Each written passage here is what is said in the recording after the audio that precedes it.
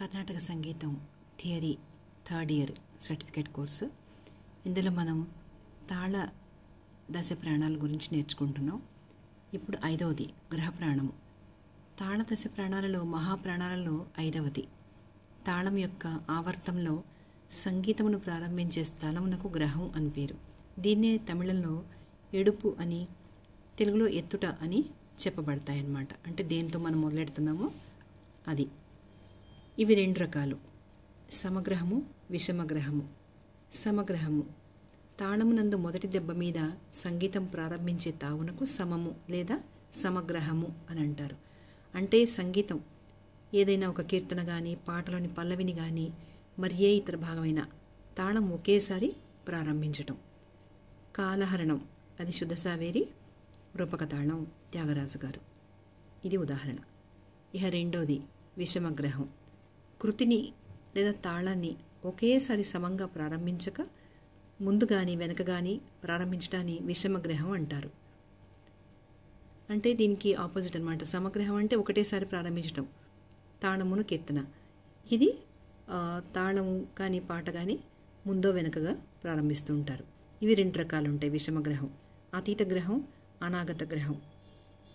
అతీత గ్రహం తాళం ప్రారంభించడం ముందుగానే పాట ప్రారంభించబడుతుంది. అనగా పాటను పల్లవి కానీ రచనలో ఏదైనా భాగం కానీ తాళం ప్రారంభించే తావుకు ముందే ప్రారంభిస్తుంది. దీని అతీత గ్రహము లేదా అతీతం అంటారు. తాళం యొక్క చివరి విసర్జితంలో సంగీతము ప్రారంభిస్తారు. అంటే తాళం వేస్తూ ముందు తర్వాత సంగీతం ప్రారంభిస్తారు. దీన్ని అతీత గ్రహం అంటారు. ఉదాహరణ విరిబోణి, భైరవి. అడతాళ వర్ణం అనమాట. చరణంలో 2-3 చరణాలు. 2వ చరణం దా, 3వ చరణం మప గారిస. ఇంకొక ఉదాహరణ వినాయకుని. ఇది మధ్యమావతి, ఆదితాళం. ఈ కృతి చరణంలో త్యాగరాజుని అనే చోట త్యా అనే సాహిత్యం తాళానికి ముందే వచ్చేస్తుంది. జావళి, ఆపదూరుకు, కమాస్ రాగం, ఆదితాళం. దీంట్లో ఆప అనే సాహిత్యం తాళానికి ముందే వస్తుంది.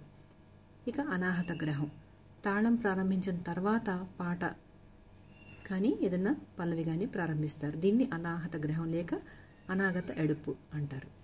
ఉదాహరణ శ్రీ గణపతిని, సౌరాష్ట్ర, ఆదితాళం, త్యాగరాజారు. ఇప్పుడు గ్రహ వృక్షం ఇలా వేసుకోవాలి మనం. అప్పుడు మనకి ఈజీగా అర్థమవుతుంది. గ్రహం సమ, విషమ. విషమలో మళ్ళీ అనాహత, అతీత, అనాగత, అతీత. సమగ్రహము, అనాగత గ్రహము, అతీత గ్రహానికి గ్రహత్రయం అని పేరుంది. ఇప్పుడు 6వ దానికి వద్దాం, జాతి ప్రాణం. తాళ దశ ప్రాణాలలో ఉపప్రాణాల్లో మొదటిది. జాతి లఘువుకు మాత్రమే వర్తిస్తుంది. అనగా తాళాంగాలలో లఘు సంబంధమైన దానినే జాతి అంటారు. జాతులు 5 విధాలు. త్రిశ్ర జాతి లఘువు అంటే దీనికి 3 అక్షరాలు లేక 3 స్వరాలు ఉంటాయి. 3 అంటే 3 కదా. అట్లాగే చతురస్ర జాతి లఘువు 4 అక్షరాలు. చతురస్ర అంటే 4 అక్షరాలు కానీ లేక 4 స్వరాలు కానీ ఉంటాయి. అట్లాగే ఖండజాతి లఘువు 5 అక్షరాలు లేక 5 స్వరాలు ఉంటాయి. తర్వాత మిశ్ర జాతి లఘువు 7 అక్షరాలు లేక 7 స్వరాలు ఉంటాయి. సంకీర్ణ జాతి లఘువు 9 లేక 11 అక్షరాలు లేక స్వరాలు ఉంటాయి. కొన్ని సంస్కృత గ్రంథాల్లో త్రిశ్ర జాతి లఘువు మనుష్య లఘువు అంటారు. కొన్ని సంస్కృత గ్రంథాల్లో చతురస్ర జాతి లఘువు అంటే 4 మనుష్య లఘువు అంటారు.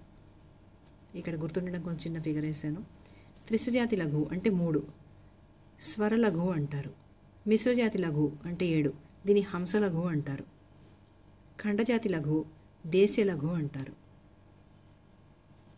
సంకీర్ణ జాతి లఘువు అంటే 9 చిత్రలఘువు అని అంటారు. అంటే ఒక చిన్న చిత్రం లాంటిది వేసాను గుర్తుండడం కోసం. చిన్న ఫిగర్స్ ఇట్లా మీరు వేసుకుంటే కూడా మీకు గుర్తుండడం కోసం. అది ఒక్కొక్కసారి సబ్జెక్టుకు సంబంధం లేకపోయినా గుర్తుండేందుకు ఏ ఫిగర్ అయినా మనం వేసుకోవచ్చు. అర్థం చేసుకుంటూ వేసుకోవాలి, అప్పుడు ఇంకా బాగా గుర్తుంటుంది.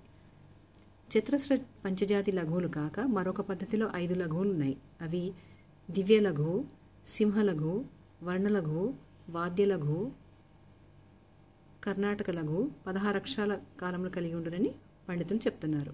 అంటే మళ్ళీ ఒక్కొక్క దానికి కూడా దివ్య లఘువు 6, సింహ లఘువు 8, వర్ణ లఘువు 10, వాద్య లఘువు 12, కర్ణాటక లఘువు 16. ఇట్లా వీటి అక్షర కాలాలు అనమాట. చతురస్ర జాతి ప్రాముఖ్యం ఏంటి? 5 జాతులలో చతురస్ర జాతి అంటే 4 అక్షరాలు కామధేను యొక్క స్వరూపం. అది మనకు గుర్తుండడానికంటే ఒక చిన్న కామధేనులాగా రఫ్గా ఫిగర్ వేశాను. కనుక మిగులు శ్రేష్టమైనది. దీనిలోనే గీత, వర్ణ, పద, కీర్తన కృతులు విశేషంగా రచించబడ్డాయి. చతురస్ర జాతి ప్రాముఖ్యము ఈ విధంగా స్పష్టమైంది అని సంగీత శాస్త్రజ్ఞులు చెప్తున్నారు. ఇక 7వది కళ ప్రాణము. ఇది తాళదశ ప్రాణాల్లోని ఉపప్రాణాల్లో 2వది. లఘువులాగానే కళ యొక్క విలువ ఆయా గతి భేదాలను బట్టి మారుతూ ఉంటుంది. తాళం యొక్క అక్షరకాలంలోని సమాంతర భాగాలను కళలు అని చెప్తారు. ఈ కళలు హ్రస్వాక్షర ప్రమాణాన్ని అనుసరించి లెక్క చేయాలి. కళలు సాధారణంగా 3 విధాలు. అవి ఏకకళ అంటే 1 అక్షరకాలం, ద్వికళ అంటే 2 అక్షరకాలాలు, చతుష్కళ 4 అక్షరకాలాలు. అంటే తాళంలో క్రియకు 1 అక్షరం విలువ, 2 అక్షరాల విలువ, 4 అక్షరాల విలువ గతి భేదాన్ని బట్టి నిర్ణయించబడతాయి. 1 అక్షర కాలానికి ఎన్ని కళల చొప్పున నడుస్తున్నది అనే విషయం ఆయా రచనా శైలిని బట్టి నిర్ణయించాలి. ఏకకళ, ద్వికళ, చతుష్కళ ఇవి అనేక భేదాల నుండి చచ్చత్ పుటాది తాళాలలో ఉపయోగపడతాయి అని తెలుస్తున్నది. ఈ కళల యొక్క మార్పునే గతి భేదం అని కూడా అంటారు. గతి అంటే ఏంటి? తాళానికి ఆధారమై, లీనమై, నిర్ణీత సమయాలందు కలిగే ధ్వని విశేషమే గతి. వీటికి కూడా పంచగతి భేదాలుండి అక్షరకాలం 1 వరుసగా 3, 4, 5, 7, 9 కళల వంతుగా నడుస్తాయి అన్నమాట. అది గతి భేదం. వీటిని త్రిశ్రగతి, చతురస్రగతి, ఖండగతి, సంకీర్ణగతి అంటారు. ఇప్పుడు లయ ప్రాణం 8వది. ఇదేంటి అంటే తాళంలో నడక యొక్క కాలాన్ని లయ అంటారు. అనగా గానంతో చేరి తాళం సమంగా నడవడమే లయ. ఈ లయ 3 విధాలు. గానం ప్లస్ తాళం, దీన్నే లయ అంటాం. విళంబలయ, మధ్యలయ, ధృతలయ. విళంబలయ అంటే మెల్లగా నడుస్తుంది. అంటే తాళానికి ఏర్పడి ఉన్న అక్షరకాలాలతో మందగా నడుస్తుంటే విళంబలయ అంటారు. చౌకకాల రచనలన్నీ కూడా విళంబలయ రచనలే. ఉదాహరణ ఓరంగసాయి, కాంభోజి రాగం, త్యాగరాజు గారు. ఇది విళంబ లయ ఫస్ట్ది. ఇక 2వది మధ్యలయ. మధ్యలయ అంటే తాళానికి ఏర్పడి ఉన్న అక్షరకాలంతో విళంబ లయకు రెట్టింపు వేగం కలిగి సమగతిలో నడుస్తుంది. అంటే ముందు మనం విళంబలయ అనుకున్నాము, దానికంటే రెట్టింపు స్పీడ్తో నడుస్తుంది అనమాట.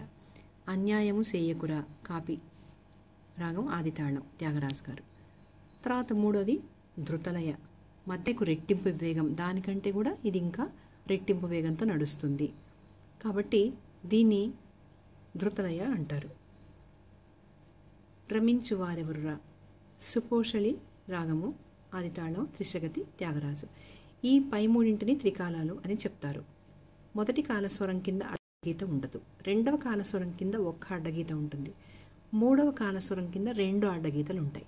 అయితే మనకి ఎగ్జామ్స్లో గుర్తుంచుకోవడం కోసం నేను ఏంటంటే విళంబ లయ అన్నప్పుడు చాలా స్లో కాబట్టి ఒక చిన్న తాబేలు బొమ్మ వేశారు, స్లో అని గుర్తుపెట్టుకోవడానికి. దీనికి డబుల్ స్పీడ్ అన్నారు కాబట్టి మధ్యలయ ఇక్కడ 2 వేశాను. అలాగే దానికి రెట్టింపు అన్నారు కాబట్టి ఇక్కడ 4 అనమాట. ఇది మనం గుర్తుంచుకోవడానికి. అట్లా ఎవరి ఓన్ స్టైల్లో వాళ్ళు గుర్తుంచుకునే ప్రయత్నాలు చేసుకోవచ్చు. ఇంకా మిగిలినవి 9, 10 నెక్స్ట్ వీడియోలో నేర్చుకుందాం.